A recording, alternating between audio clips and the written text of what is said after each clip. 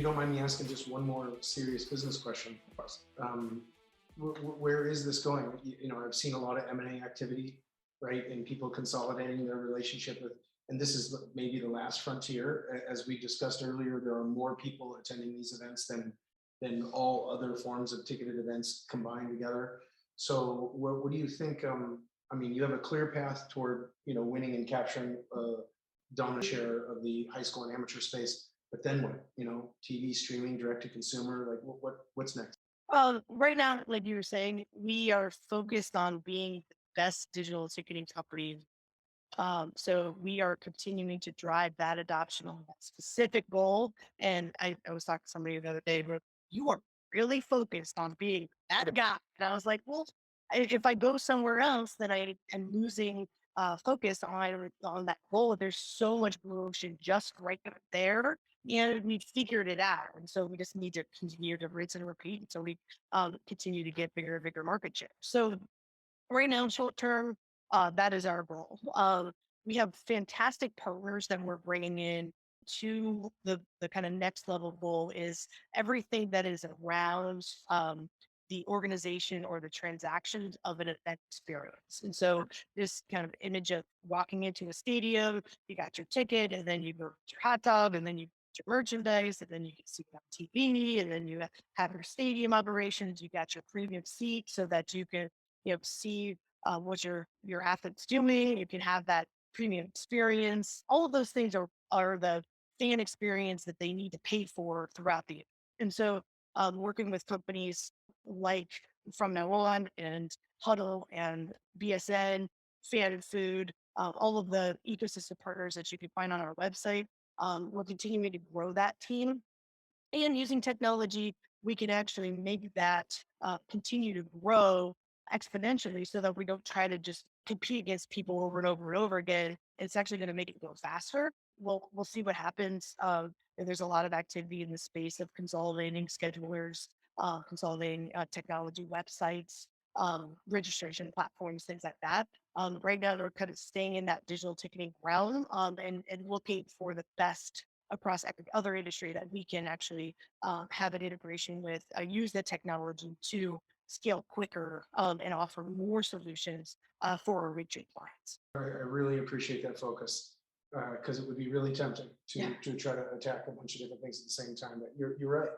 You're absolutely right. It does take that laser focus, and you got to win your home turf. Yeah. Your core capability first. We'll see what happens. I'm definitely continuing to talk and see where things are going. The streaming part of it is interesting. I think that there's a lot of the registration side that's interesting.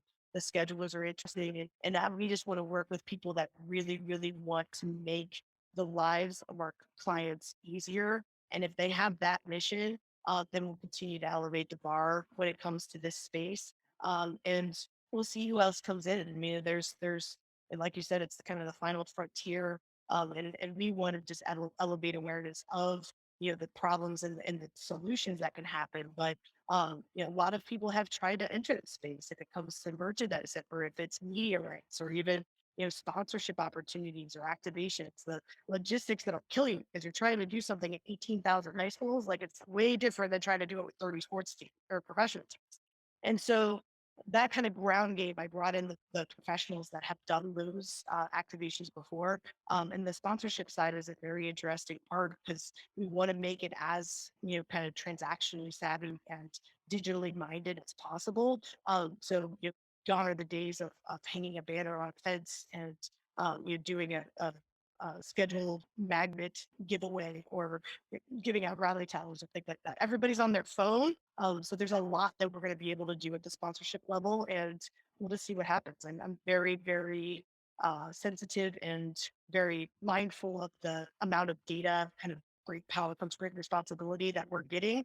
And so we want to make sure that we're doing a lot of market research. Yeah, I cannot tell you how many times we've maybe half a dozen times in the last few years, private equity or strategy consultants that are doing assignments in the space, and they're trying to figure out why can't someone scale, why can't someone grab and hold, and then what do you do with the sensitivity of that data?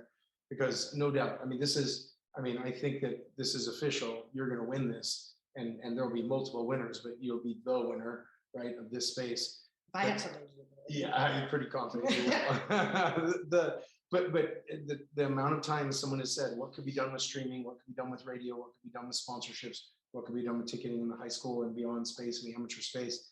I mean, it's just it's so obviously there, but it is so damn hard to your point, dealing with all these not-for-profit entities in such a splintered and fragmented space. So I guess this is really a congratulations, a long-winded congratulations, because it's pretty clear it's happening right now.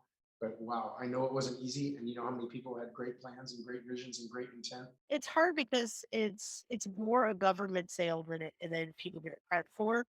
So you try to do B2B sales with a educational institution, and they're like, no, I don't make decisions off of profit. I don't make decisions off of, you need to do an RFP. You need to do a competitive bid situation. And then they're like, oh, I don't want to do that anymore. And so, a lot of people have given up on of trying to access the space, and everybody knows that it exists. That everybody sees, what's happening with just being able to have great players come out of high school, go to college, and go into the pros now. Like, there's a lot of kind of Sports Illustrated mindset of the sports side of it. But the business side of it, it's very much more a nonprofit government institution. I kind of call it BDE selling, because you're more whipping boats and making sure that people get what they need.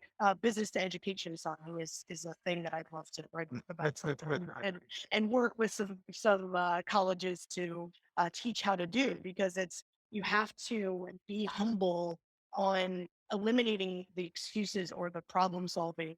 Be consultative about the sales approach rather than just saying, well, you can make more money. An athletic director doesn't care about making more money. They care about providing more opportunities for kids.